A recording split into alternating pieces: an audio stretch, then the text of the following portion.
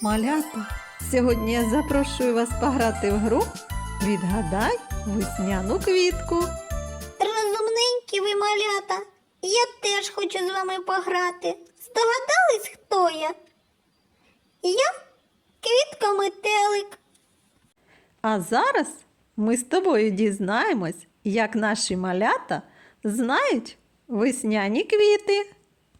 Відгадай-но, що за квітка? Ти побачиш її рідко.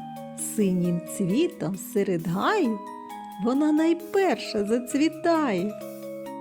Так, малята, ви здогадались, це пролісок. Тільки вчора теплий вітер вість приніс нам від весни, а сьогодні білі квіти скрізь травичку проросли. Здогадалися назву квіточок?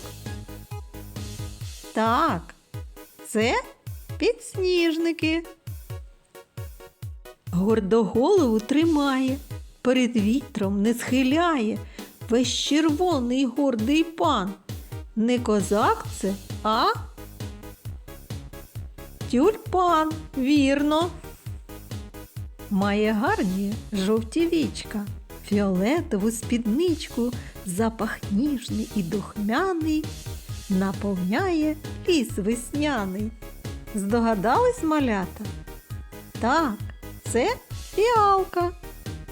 І ще, малята, ми знаємо багато-багато весняних квітів, які дарують нам своє тепло, красу і радість.